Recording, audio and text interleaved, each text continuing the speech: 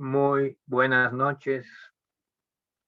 En este día, el 11 de febrero de 2022, estamos iniciando el estudio número 5 de las enseñanzas del Reino de Dios a través del Evangelio de Mateo. Para iniciar en esta ocasión, vamos al Salmo número 1. El Salmo, le pido que abramos nuestra Biblia en el Salmo número 1. ¿Alguien quiere y ya lo tiene y quisiera leerlo? ¿Alguno de los discípulos?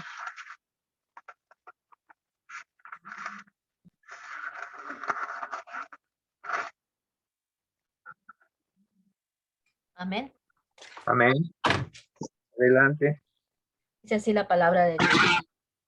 Bienaventurado el varón que no anduvo en consejos de malos, ni estuvo en camino de pecadores, ni en silla de escarnecedores se ha sentado, sino que en la ley de Jehová está su delicia, y en su ley medita de día y de noche. Será como árbol plantado junto a corrientes de aguas, que da su fruto en su tiempo, y su hoja no cae, y todo lo que hace prosperará. No así los malos, que son como el tamo que arrebata el viento. Por tanto, no se levantarán los malos en el juicio, ni los pecadores en la congregación de los justos, porque Jehová conoce el camino de los justos, mas la senda de los malos perecerá.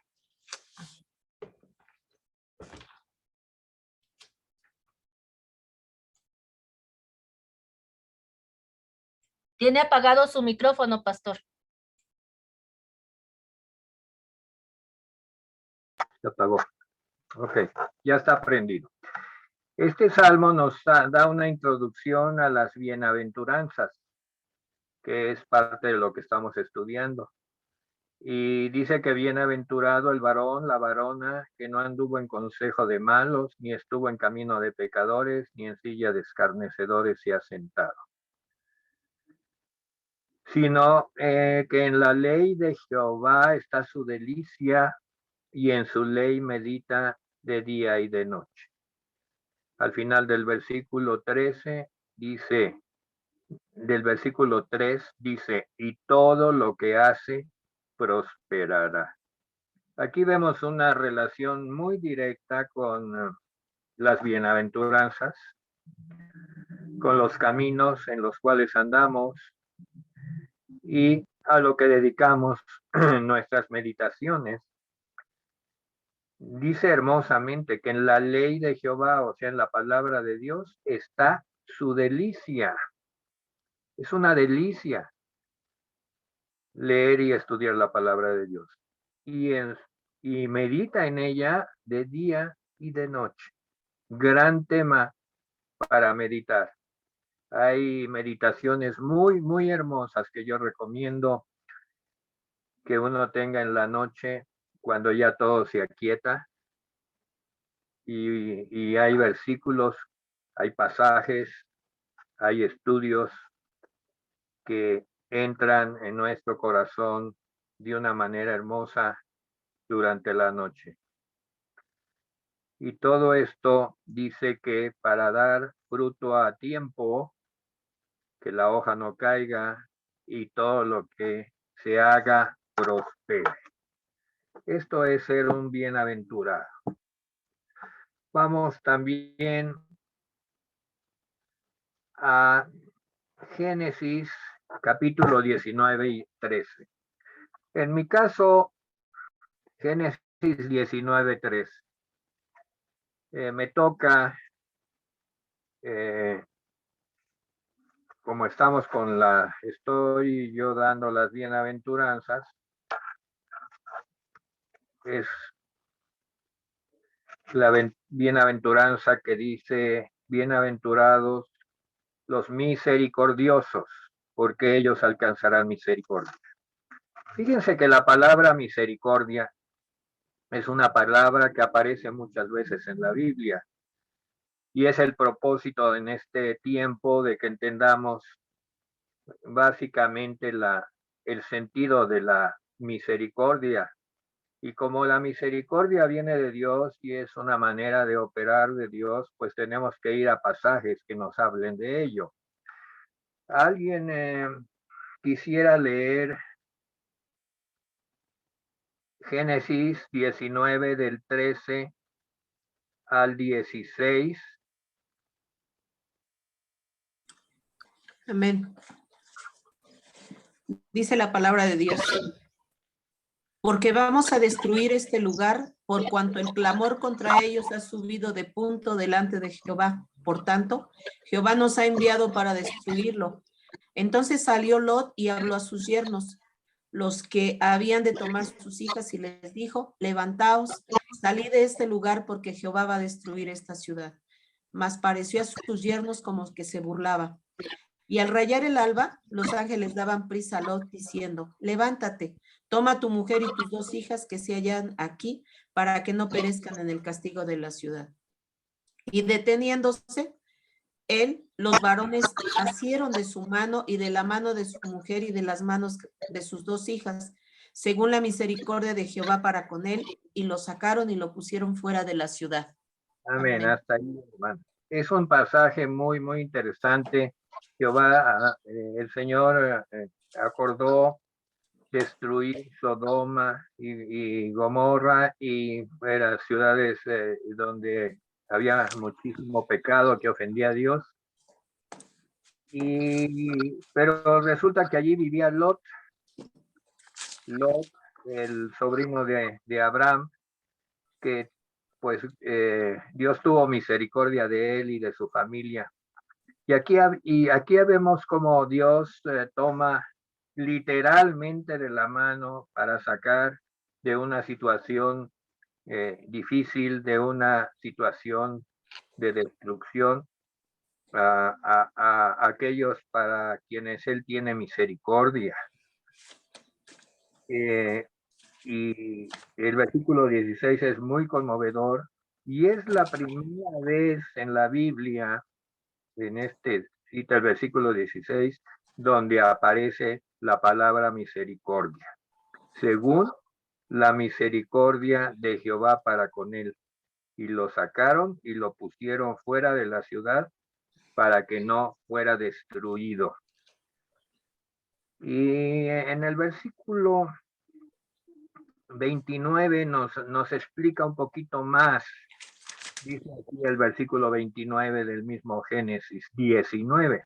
Dice: así cuando destruyó Dios las ciudades de la llanura, Dios se acordó de Abraham y envió fuera a Lot de en medio de la destrucción al asolar las ciudades donde Lot estaba. Por causa de Abraham, Dios no destruyó a Lot. Tuvo misericordia de Lot por causa de Abraham. Y a mí me parece como un aviso, como algo muy, muy hermoso, que por causa de Jesucristo el Señor, tenemos palabra del Señor que no seremos destruidos, que si bien hemos de dormir, el Señor nos resucitará en su momento. O si estamos vivos, el Señor nos tomará literalmente como a Lot de la mano para sacarnos de la destrucción del mundo. Ahora, uno diría, salvó a Lot porque Lot era alguien muy especial que iba a hacer una gran obra para Dios. Pues fíjense que la descendencia de Lot, aquí lo dice en el versículo 37, uno de sus hijos, que por cierto tuvo con sus 2 hijas, tuvo hijos, Lot. Los moabitas. Uno de sus hijos dio origen a los moabitas. Y otro dio origen a los amonitas. Los dos fueron enemigos del pueblo de Dios, el pueblo de Israel. Y uno se pregunta, pues entonces, ¿por qué salvó a Lot? Si iba a suceder esto, que iba a tener una descendencia que no iba a ser del agrado de Dios. Dios actúa como actúa por su naturaleza. Dios es misericordioso. No está haciendo cálculos de qué va a pasar si salva a este o salva a aquel. Él es así porque así es Él. La naturaleza de Dios es la misericordia. Trataremos de aprender esto en lo que nos queda de tiempo para el estudio de la misericordia. Vencer las duras y crueles realidades del mundo. Las bienaventuranzas no se dan en medio de un mundo ideal. Las bienaventuranzas Jesús dio a sus discípulos. Alguien tiene su micrófono abierto y está tosiendo. Las bienaventuranzas que Jesús dio a sus discípulos y nos las da a nosotros, nos las da en medio de un mundo duro, cruel, que no tiene gracia y que es fundamentalmente egoísta. La mansedumbre, por ejemplo, los mansos, nos lleva a actuar en medio del odio y la injusticia. El ser misericordioso, el Señor nos lo plantea en medio de la perversidad y los celos y las injusticias de muchas personas. Para los pacificadores es luchar contra divisiones, hostilidad, malos entendidos. Sin embargo, esta es la clase de mundo en el cual se van formando las gracias o las virtudes cristianas. Por alguna razón el Señor permitió que el mundo siguiera así para que en medio de ese mundo su pueblo formara sus virtudes y se fortaleciera en fe. Esta es la clase de mundo al cual Jesús envió a sus discípulos. Esta es la clase de mundo que Jesús vino a salvar. A sus discípulos les advirtió que fueran prudentes como serpientes y sencillos como palomas. En el caso de la misericordia, vamos a Mateo 5.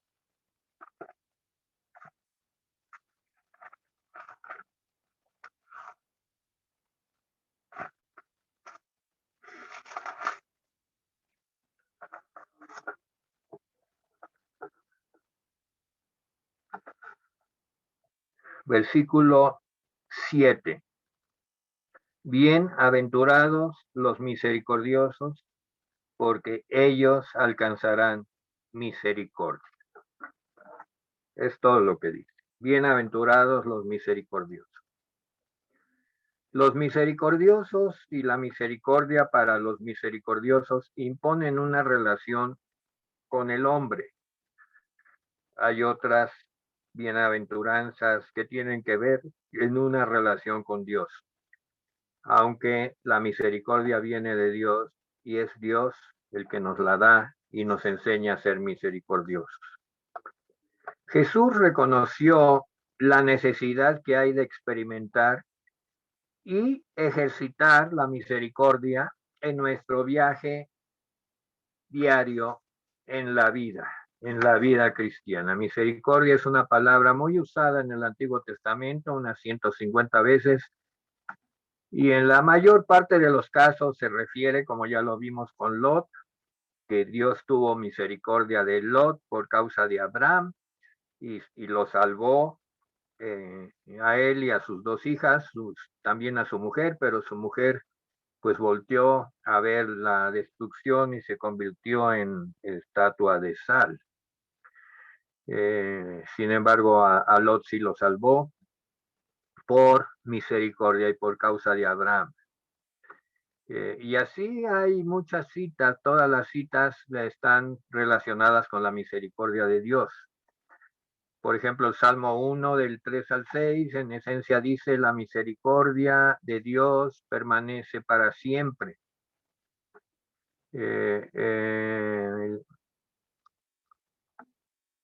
También dice en los Salmos que la tierra está llena de la misericordia de Dios.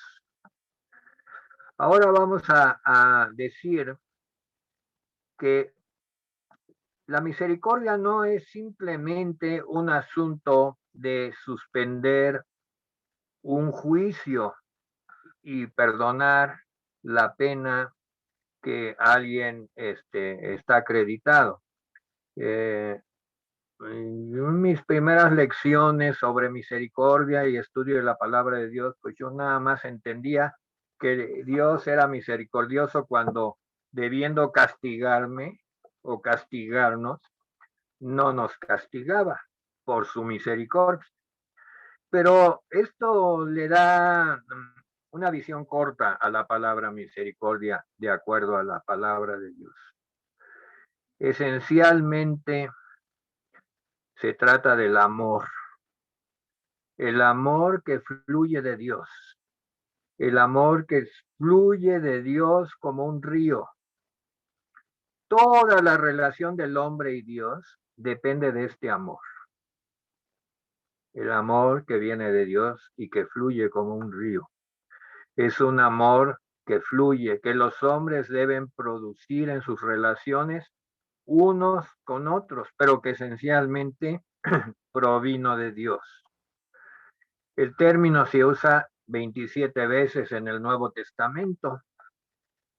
Notaremos tres cosas en un estudio un poco más profundo acerca de este amor y de esta misericordia. Su significado, su motivo y su consecuencia.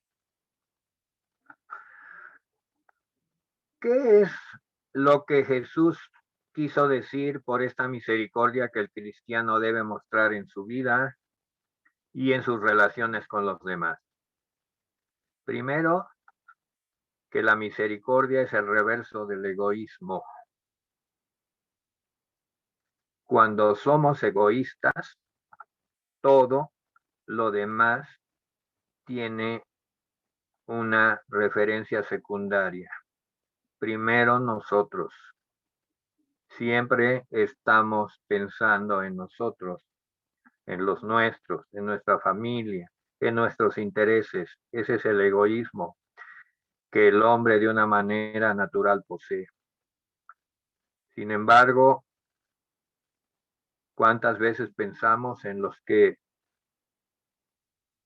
no tienen lo que nosotros tenemos? Vestido, alimento, techo, seguridad, conocimiento de Dios. El significado de la misericordia es salir de ese egoísmo y mirar hacia el necesitado. Punto número 2, en su significado, la misericordia es algo activo.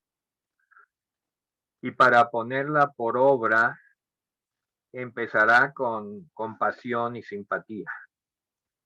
No podemos hacer misericordia en medio del coraje, en medio del reproche. A veces como cristianos y sentimos que tenemos todas las verdades y juzgamos a los demás y no tenemos misericordia de los que se equivocan, de los que han caído, de los que están luchando por ser restaurados y restaurarse en el amor de Dios o conocer verdades que les puedan ayudar a recomponer su vida. Para esto hay que tener misericordia, para esto hay que tener compasión y simpatía. Cuando vemos el caso del buen samaritano, una parábola muy conocida que no vamos a estudiar por en obvio de tiempo, doy por hecho que todos la conocemos.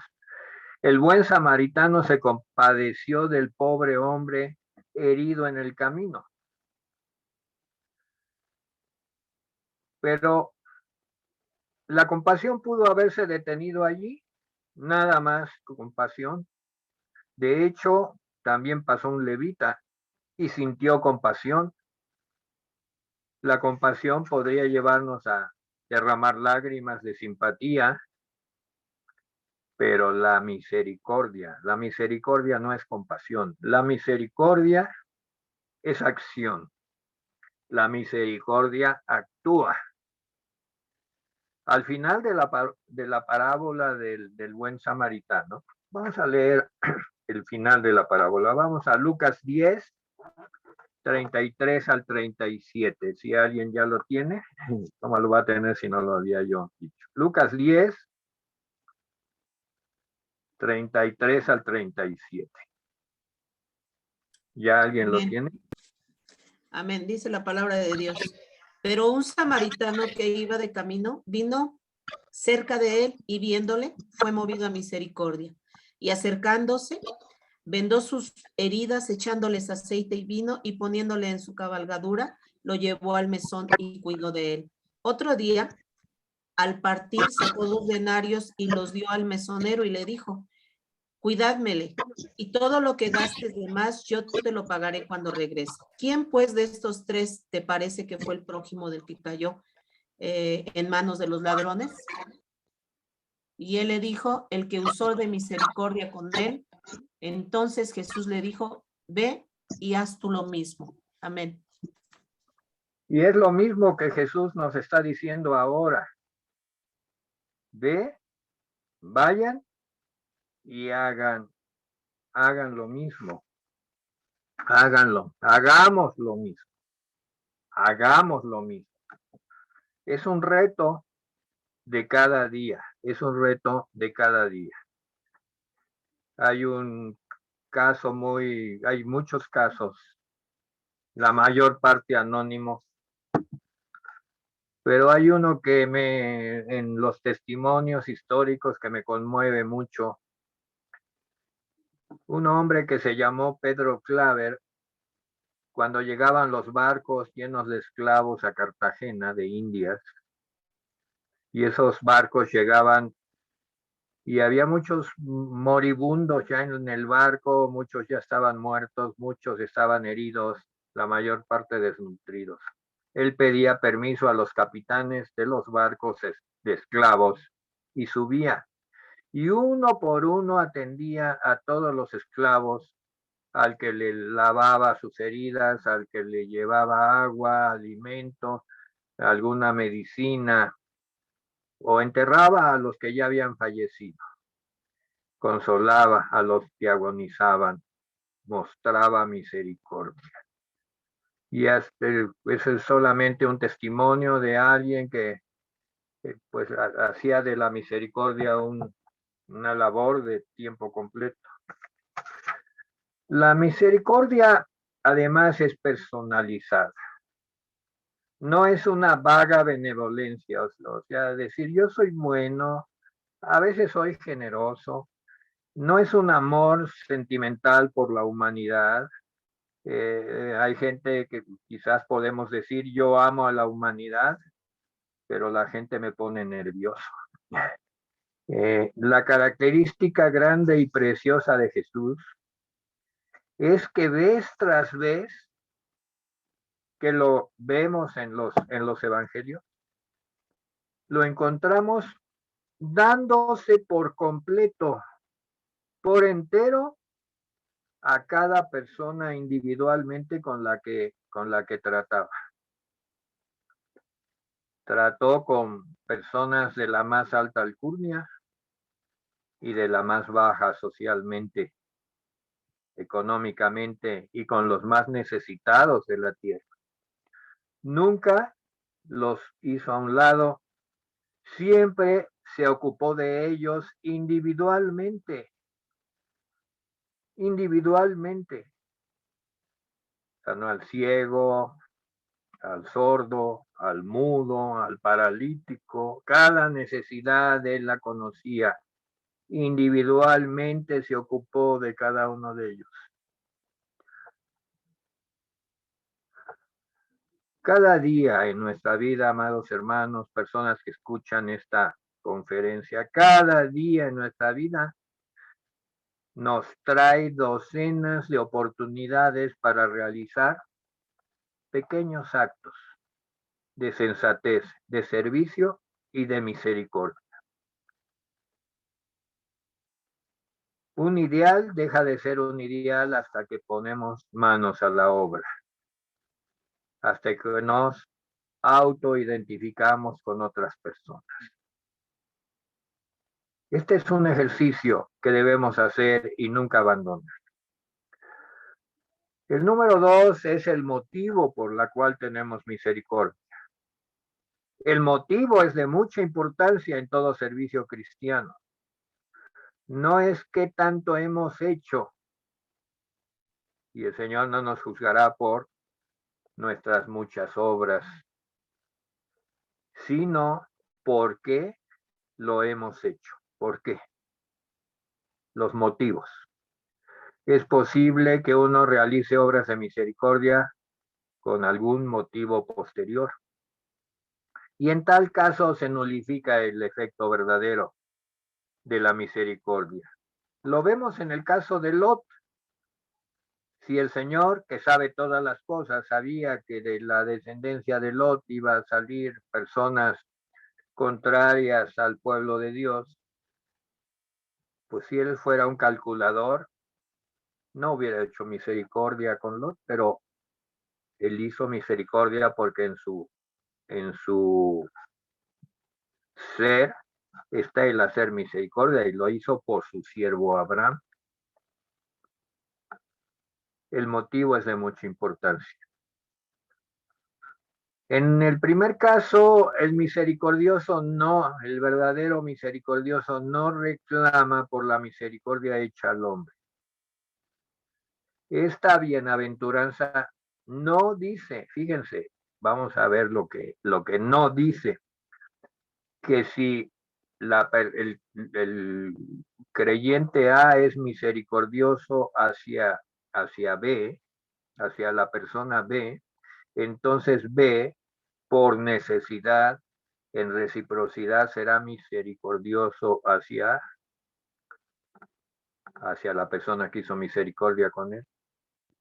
Esto algunas veces es cierto, pero en la mayoría no es así. No fue así con Jesús. Usted no puede estar seguro de que si atiende a las necesidades de otro, alguien cuidará después de usted. Hay quien dice, da y te será dado. Muchas veces es cierto, pero no es la razón por la que se hace la misericordia. Hay muchas excepciones como para que lo tomemos al pie de la letra. La promesa de esta bienaventuranza no es que por mostrar misericordia, uno recibirá misericordia de lo que ha recibido de uno, del que la ha recibido de uno. O sea, no. ¿Por qué?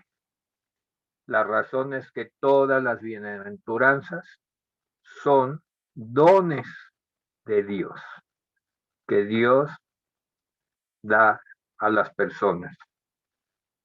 Y en este caso, el ser misericordioso es un don que Dios da. Y lo vamos a entender un poquito después.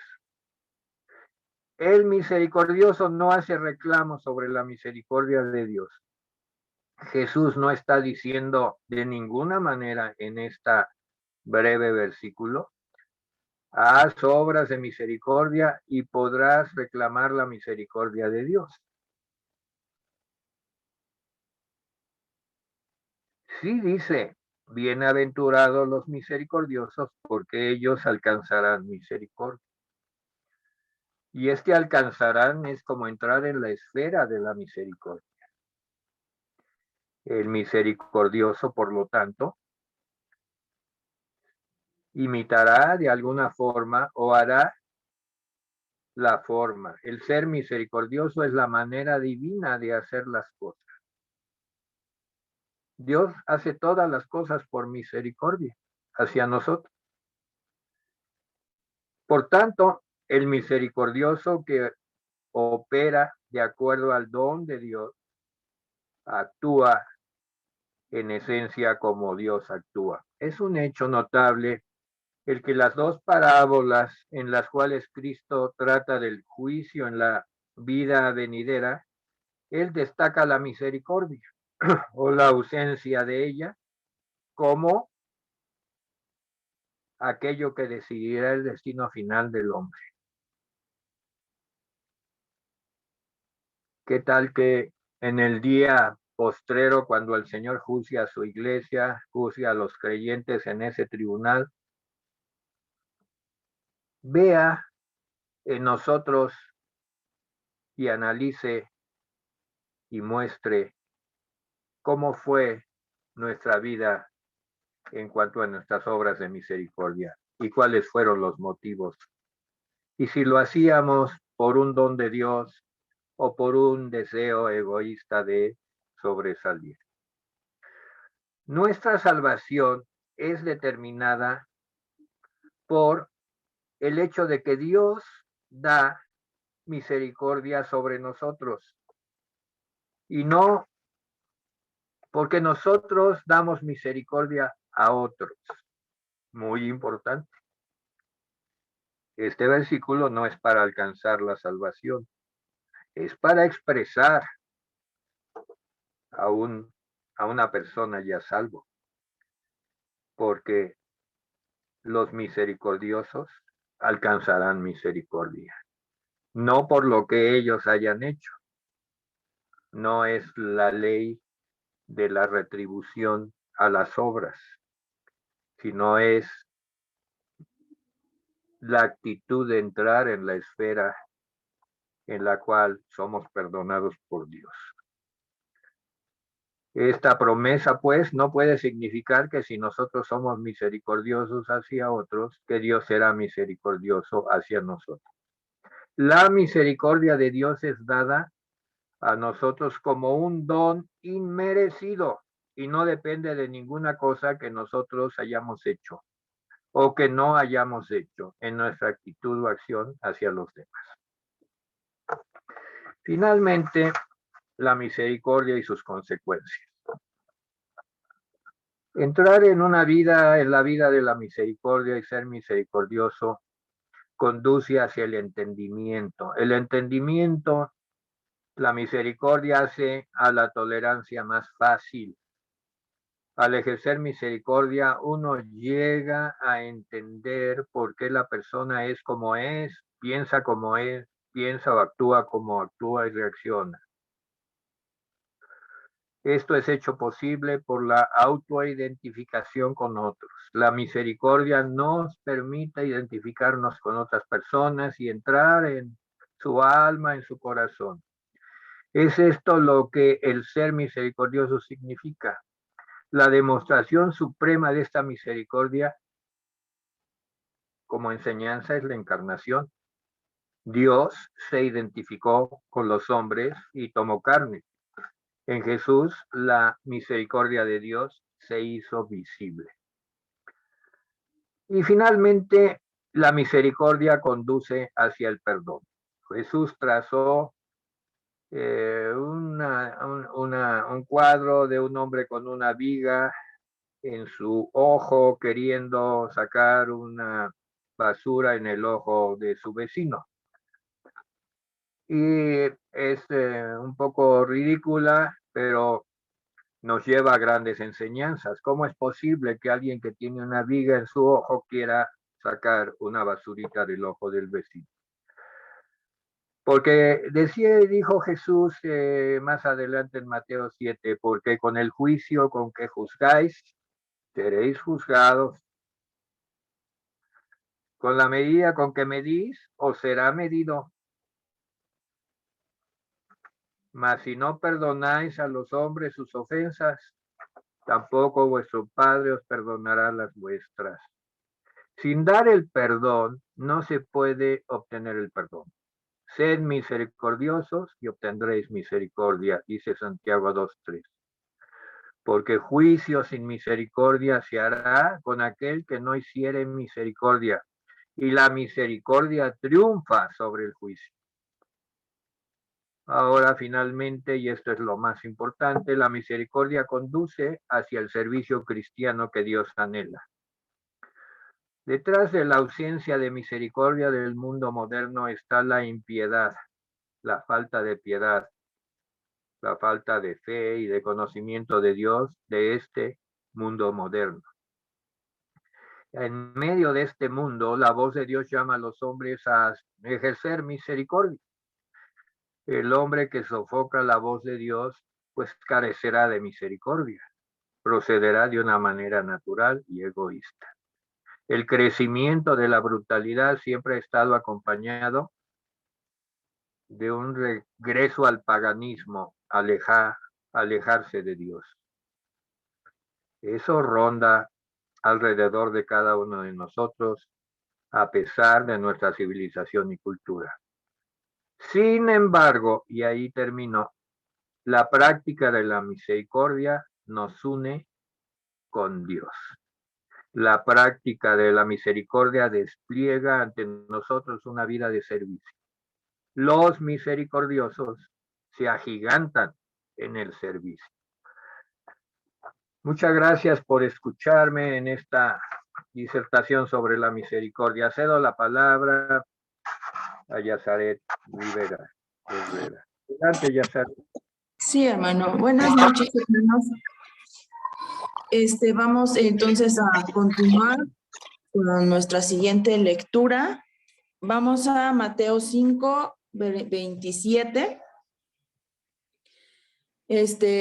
Voy a leerlo de corrido. Dice: Jesús y el adulterio. Oísteis que fue dicho, no cometerás adulterio. Pero yo os digo que cualquiera que mira a una mujer para codiciarla, ya adulteró con ella en su corazón. Por tanto, si tu ojo derecho te es ocasión de caer, sácalo y échalo de ti, pues mejor te es que se pierda uno de tus miembros y no que todo tu cuerpo sea echado al infierno. Y si tu mano derecha te es ocasión de caer, córtala y échala de ti, pues mejor te es que se pierda uno de tus miembros y no que todo tu cuerpo sea echado al infierno. Y bueno, en el estudio anterior, ¿verdad? Que hablamos sobre Jesús y la ira, hablábamos que sobre el sexto mandamiento, que durante siglos habían pues malinterpretado, ¿verdad? Los que enseñaban la ley. Y Jesús aclara a qué se refería con este mandamiento, y ahora toca otro mandamiento en esta porción de la Escritura, y es el séptimo mandamiento, que es: no cometerás adulterio. Entonces, nuevamente con este mandamiento, los fariseos, con sus enseñanzas rabínicas, habían transmitido al pueblo pues que el acto del adulterio era condenado, pero ellos no enfatizaban pues qué era en sí el acto del adulterio, ¿no?, al que se refería la ley. El séptimo, entonces, mandamiento es muy claro en Éxodo 20:14, que es: no cometerás adulterio. Entonces, en Deuteronomio 5:18 y Deuteronomio 22:22, el acto del adulterio estaba condenado en las Escrituras. Sí, es cierto, eso es muy cierto, eso no se contradice para nada. Y la pena por adulterar o ser encontrado en adulterio, pues era juzgado con la muerte. Ajá. Vamos rápidamente a Levítico 22:22. Si alguien lo tiene, ¿le puede dar lectura? Amén. ¿Sí? Dice la palabra de Dios. ¿Sí? ¿Lo leo? Sí. Dice: ciego, perniquebrado, Mutilar, Deuteronomio 22:22. ¿no dijiste Levíticos? No, primero Ah, perdón. Deuteronomio 22:22. Ya.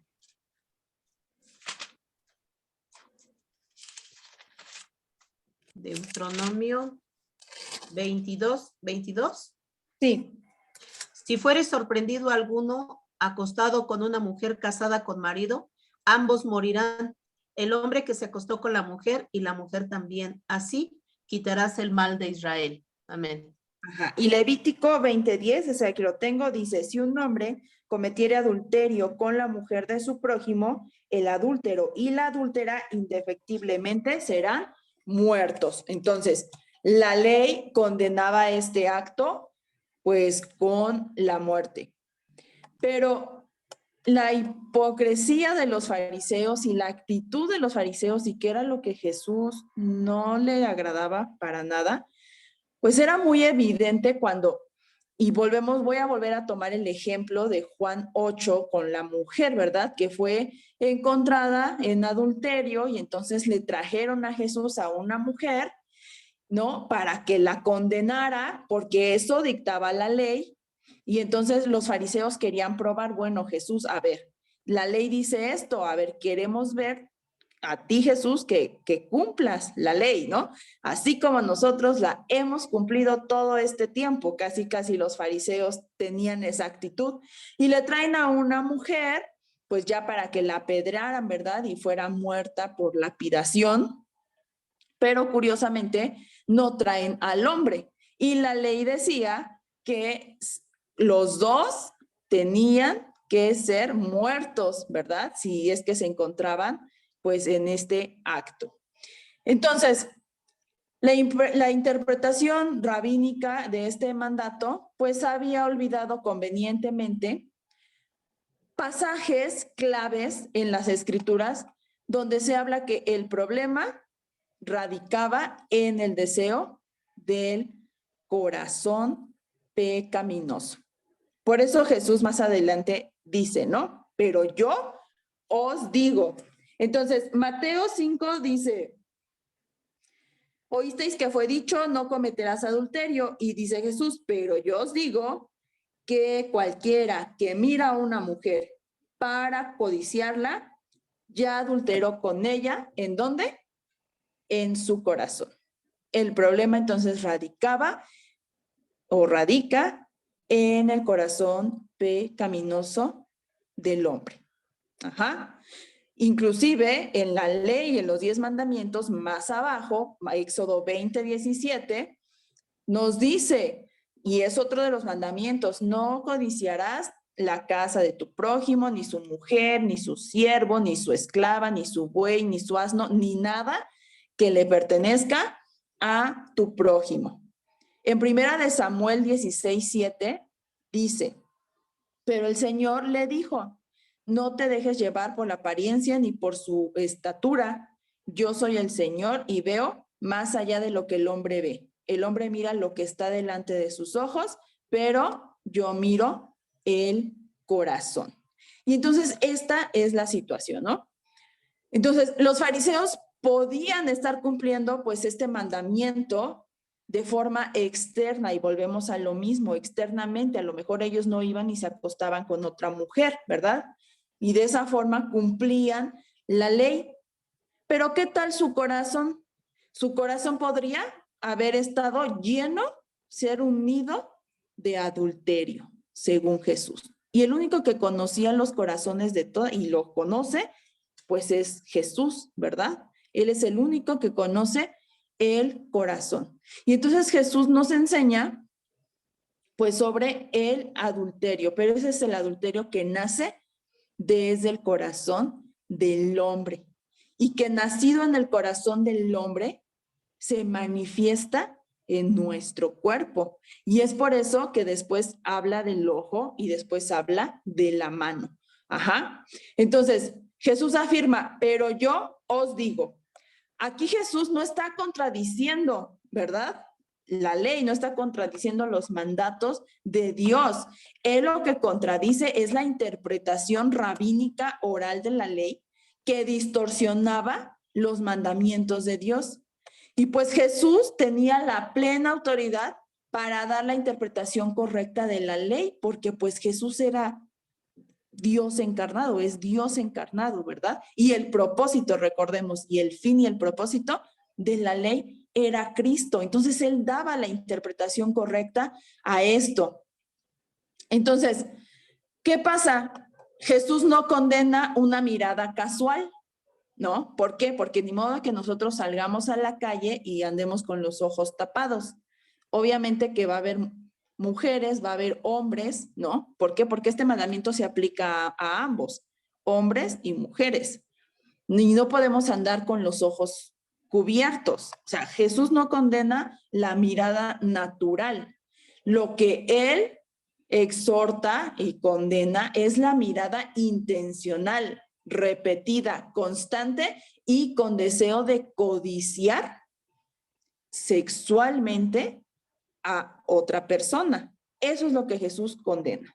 Entonces todos sabemos pues la diferencia, ¿verdad? Que cuando ves a alguien con una mirada natural y mirar a alguien y desearlo desde nuestro corazón, desde nuestra mente. Ajá, lo que se siembra en nuestra mente y en nuestro corazón. Y entonces esto ocurre cuando pues el adulterio de corazón, ¿no? No el acto físico, sino el adulterio de corazón, así lo vamos a llamar, pues se está anidando en nuestra mente y entonces eso se manifiesta en nuestros sentidos, en nuestro ojo, en nuestras manos y pues en todo nuestro cuerpo, ¿verdad? En todos nuestros órganos.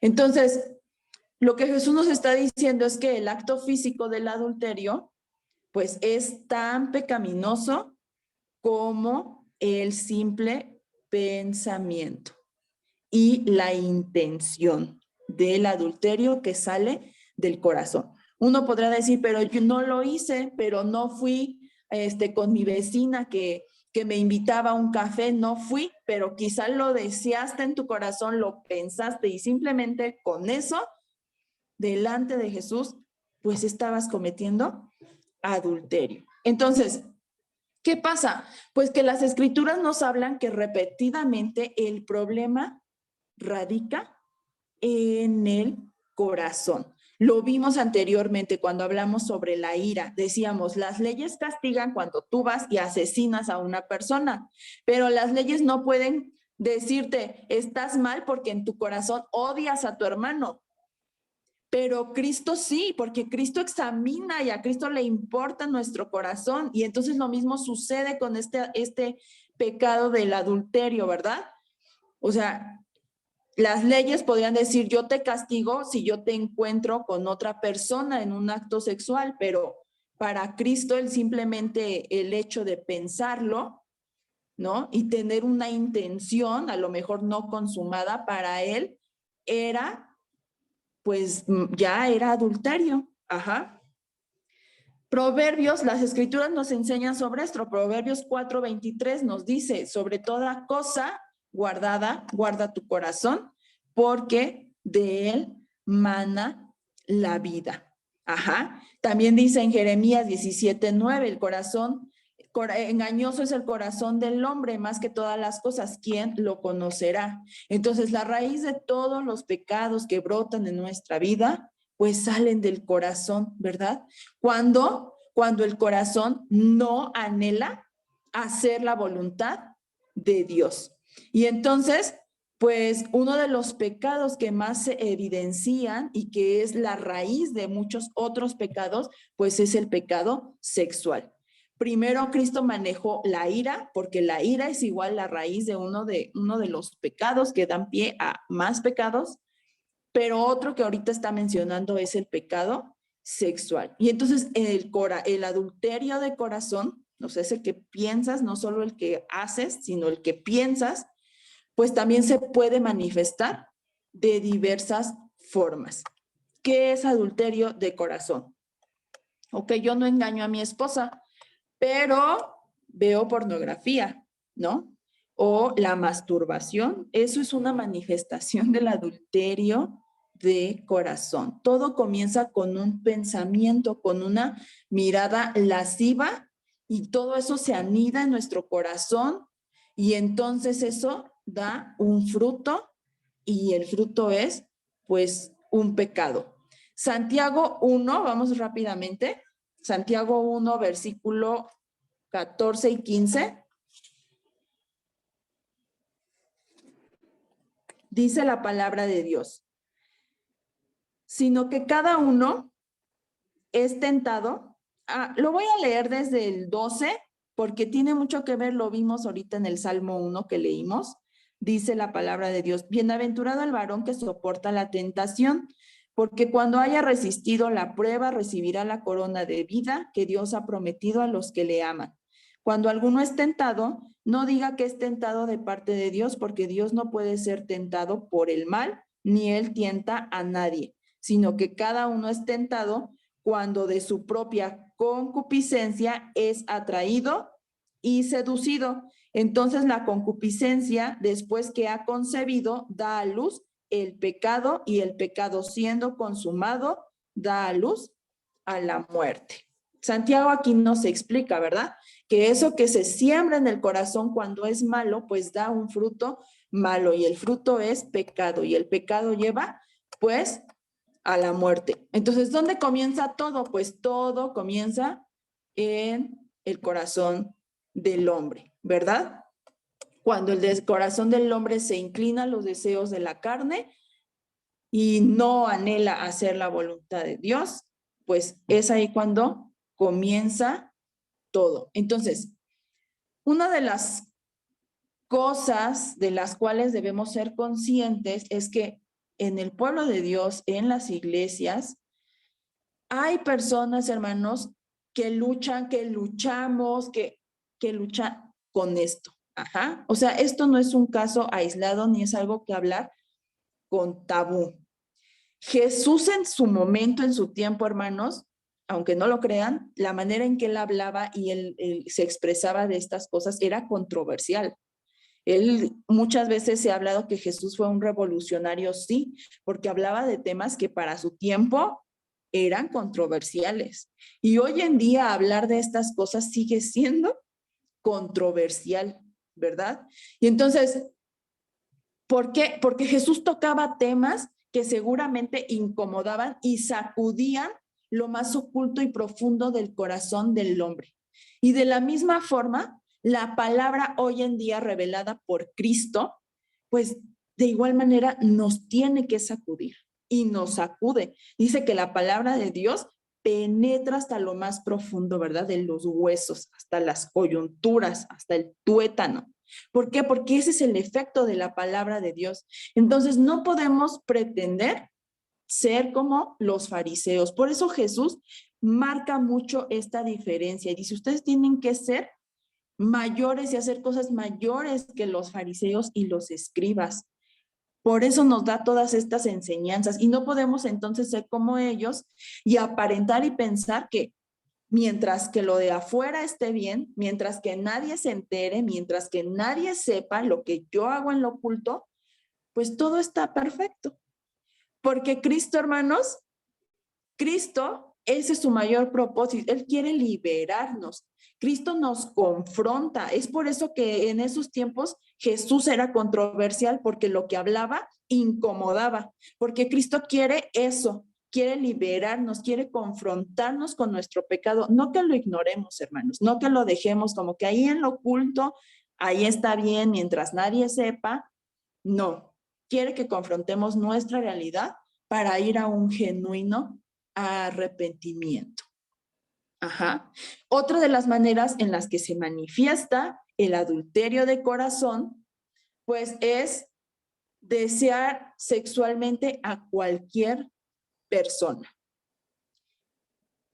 ¿A qué lleva esto? Por eso decimos, este pecado es como que la raíz de muchos otros. ¿A qué ha llevado esto? Pues es de mucha trascendencia hoy en día, porque esto es lo que lleva a, pues si yo deseo, yo soy hombre, pero deseo a otro hombre, para mí está bien, ¿no? Pero ¿qué Dios nos enseña? Para Dios no es correcto. O soy, siento deseo por mi hija, ¿no? Por mi sobrina, por alguien que, y el incesto, a esto lleva este pecado de adulterio. Es muy trascendental, pues sí, porque hoy en día podemos ver muchas conductas que ocurren por ser tolerantes con esta situación del adulterio de corazón. Por eso Cristo decía, no solo es el acto en sí mismo, sino lo que siembras en tu mente y en tu corazón, lo que hay adentro de tu corazón y en tu mente, eso es lo importante. Ajá. Y entonces, otra de las formas en las que se manifiesta el adulterio de corazón, pues es en la intimidad, ¿verdad? La intimidad es algo, pues, que se entiende como algo reservado para una persona o para la familia. Muchas personas tienden a reducir la intimidad a lo sexual, pero es mucho más que eso. Es abrir tu corazón o tu vida a alguien que no es tu esposo, para sentirte aceptado o querido. Y esa actitud pues tiene en la raíz el adulterio de corazón, porque con quienes tú debes de tener intimidad, pues a los casados es con tu esposo, con tu esposa, ¿verdad? Y nadie puede conocerte mejor. Hoy es muy común escuchar que los esposos tienen amigas que son más íntimas que su propia esposa, y esposas que dicen, yo tengo un amigo íntimo que no es su esposo. Y pues eso es adulterio de corazón, porque por ahí inicia, hermanos, porque por ahí inicia esta conducta que a Dios no le gusta. Otra de las cosas en la que se manifiesta el adulterio de corazón es el tener muchas parejas. Y esto no aplica solo a personas casadas. Esto tiene que ver con que, pues, yo como estoy soltera, soltero, yo puedo tener muchas parejas antes de conocer a la mujer de mi vida o casarme, ¿no? Esta es una conducta que podemos decir es muy común y lo aprueban los padres, lo aprueba la sociedad, lo aprueba la iglesia y podemos decir eso es algo muy común, pero esto no es delante de los ojos de Dios, no debe de ser común. Es un peligro que trae detrás de sí algo pecaminoso. Estés o no casado o casada. Ajá.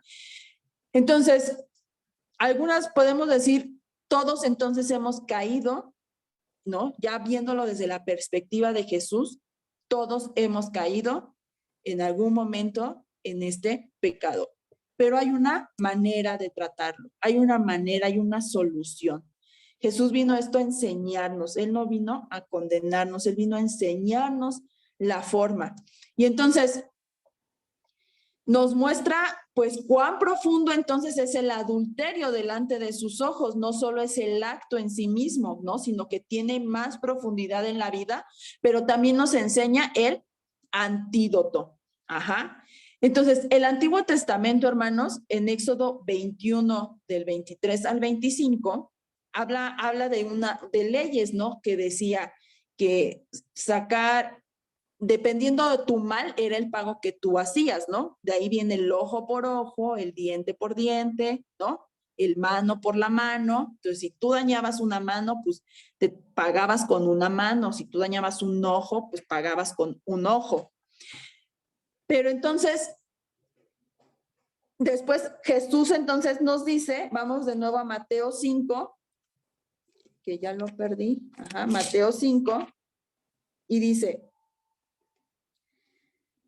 por tanto, si tu ojo derecho te es ocasión de caer, sácalo, échalo de ti, pues mejor te es que se pierda uno de tus miembros y no que todo tu cuerpo sea echado al infierno. Y si tu mano derecha te es ocasión de caer, pues también córtala, ¿verdad? Mejor que se pierda uno de tus miembros y no todo tu cuerpo. Entonces, podríamos decir, ¿cómo Jesús está dando una solución externa, ¿no? A un pecado que está dentro del corazón, ¿no? O sea, ¿cómo es que esto es la solución? Entonces, es interesante cómo este pecado comenzó en el corazón, siguió por los ojos y terminó en las manos. Si miramos más de cerca el ejemplo que nos da Jesús, que habla del ojo derecho y de la mano derecha. No dice cualquier mano, dice el ojo derecho y la mano derecha. ¿Por qué? Porque la creencia de los judíos en aquella época era, pues, como la mayoría de las personas eran diestras, el lado derecho del cuerpo representaba a menudo, pues, la parte más importante, más poderosa del cuerpo. Por tanto, lo que dice Jesús, si tú consideras, ¿no?, tu mano derecha y tu ojo derecho muy importante, pero eso tan importante te está haciendo pecar, quítalo, dice, córtalo. Entonces, ¿qué es lo que Jesús nos está diciendo? Pues, si algo tan valioso para ti, ¿no?, te está llevando al pecado, entonces debes alejarlo de tu vida para que no te lleve más al pecado.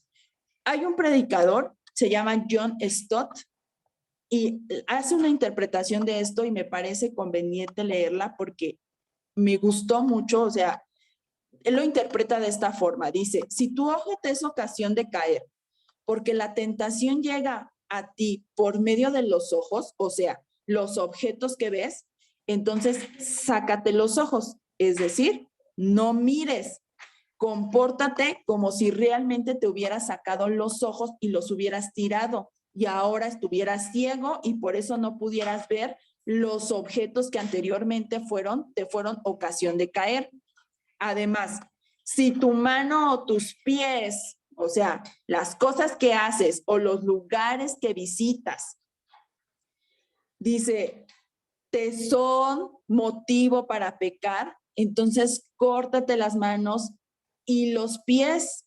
Ajá.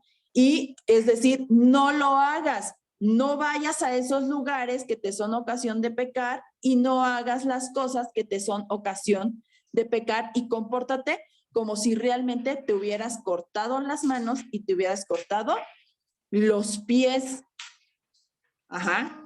Porque ¿esto qué significa? Este es el significado de hacer morir a tu pecado. Esta es la interpretación que él hace sobre este texto y a mí me parece sorprendente. O sea, entonces, es obvio que una medida externa como sacarte tu ojo, ya no voy a pecar, pues no, o sea, podías andar a lo mejor ciego, manco, sin manos, sin pies, pero seguir teniendo pecado en tu corazón. Era obvio que esta no era la solución para esto. ¿A qué nos llevaba? Que Jesús da una solución extrema, casi imposible. ¿Para qué? Para decirle a la gente, la única cosa o lo único que te va a funcionar para que ya no sigas teniendo este pecado, soy yo. Yo que soy el propósito, recordémonos, de la ley. Yo que soy Cristo, el propósito de la ley, yo soy la solución a tus problemas. Entonces, cuando Cristo nos salva del pecado, Él nos dio su Espíritu Santo. Y entonces ahora, por su gracia, por la gracia de Dios, entonces nosotros debemos ser capaces de hacer morir el pecado por medio de la gracia que Cristo nos ha dado. Ajá. Los cristianos con el poder del Espíritu Santo entonces podemos hacer morir pues el pecado, ¿verdad? Los pecados con los que luchamos. ¿Cómo? En primer lugar, no alimentando a nuestros pecados. Muchas personas que caen en pecado no se dan cuenta que el pecado comienza con pequeñas sutilezas, con susurros en su corazón, que finalmente lo llevan a cometer un acto mayor, ¿verdad? El pecado sigue siendo el mismo, pecado es pecado. Entonces, otro aspecto para poder evitar y luchar contra esto, pues es sin lugar a dudas ser disciplinados en nuestra vida espiritual, sobre todo en las áreas en las que sabemos que somos débiles y tentados. Ajá. Vamos rápidamente a 1 Corintios 9, si alguien lo tiene, del 26 al 27. Y termino con esto porque ya me come el tiempo. ¿Alguien lo tiene? 1 Corintios 9, 26 al 27. Amén. Dice así la palabra de Dios. Así que yo, de esta manera, corro, no como a la aventura, de esta manera peleo, no como quien golpea el aire, sino que golpeo mi cuerpo y lo pongo en servidumbre, no sea que habiendo sido heraldo para otros, yo mismo venga a ser eliminado. Ajá. Entonces, habla, ¿verdad? Hay una disciplina, hermanos, que nosotros debemos de tener en nuestra vida espiritual. Y parte de esa disciplina, pues, nos va a llevar a todos los días mortificar el pecado, o sea, hacer morir el pecado. ¿Para qué? Ya no vivo yo, decía Pablo, mas Cristo vive en mí. La solución, hermanos, es Cristo. Entonces, debido a que, pues, hemos sido pecadores, y en algún momento hemos sido adúlteros de corazón, de una u otra manera. Por tanto, si no eres creyente, para aquellos que van a escuchar en el futuro esto, si no eres creyente, pero luchas con un pecado sexual, ¿qué es lo que debes hacer? Pues creer en Cristo y arrepentirte de corazón. Arrepentirte de corazón, pues, de esto, y el Señor va a hacer lo que Él promete. Él ha prometido que si creemos y nos arrepentimos, Él nos va a dar un corazón nuevo, pondrá un espíritu nuevo, quitará un corazón de piedra y va a poner un corazón de carne. Ahora, para los que somos creyentes, ¿no? Y estamos a lo mejor, y no lo sabíamos, luchando con un pecado sexual o hemos sido adúlteros de corazón. Y te preguntas, ¿no? Pues, ¿cómo puedo salir vencedor de esto, de este persistente pecado? Pues la respuesta es que debemos aprender a depender más de Cristo, más de su palabra. Y depender de Él y depender de su palabra significa un arrepentimiento genuino y constante en cada momento de nuestra vida. Y aquí viene la puerta de las bienaventuranzas, que es: bienaventurados los pobres, ¿verdad? Los pobres en espíritu. Reconocer todos los días y en todo momento que necesitamos a Cristo. Esa es la única forma. Y entonces depender día con día del Señor, pues nosotros sabemos, ¿verdad? Que haciendo esto, pues el Señor nos va a ir transformando también cada día a su imagen y semejanza, como lo dice 2 de Corintios 3:18. Por lo tanto, dice 2 de Corintios, todos nosotros que miramos la gloria del Señor a cara descubierta como en un espejo, somos transformados de gloria en gloria en la misma imagen, como por el Espíritu del Señor. Y bueno, hermanos, hasta aquí terminó. Quería cubrir la parte del divorcio, pero ya no me dio tiempo. Pero vamos a orar. Vamos a inclinar nuestro rostro. Señor Jesús, tú sabes, Señor, que tu palabra, Señor, siempre, Señor, viene, Padre, para enseñarnos, para edificarnos, exhortarnos, Señor. Y tú eres, Señor, el que trae todas esas cosas, Señor, consigo, Padre. Y yo sé, Señor, que en esta noche, Señor, esta palabra, Padre, yo sé, Señor, que va a tocar, Señor, los corazones, Padre, y que si se va a sembrar, Señor, en tierra fértil, Padre, tú vas a dar fruto, Señor. Tú quieres, Señor, que en todo momento, Padre, nosotros vayamos siempre al arrepentimiento, Padre, porque tú quieres que crezcamos, Señor, en ti, Padre, y para que nosotros podamos crecer en ti, Señor, necesitamos, Señor, saber todas estas cosas, Señor, que tú nos revelas a través de tu palabra, Padre.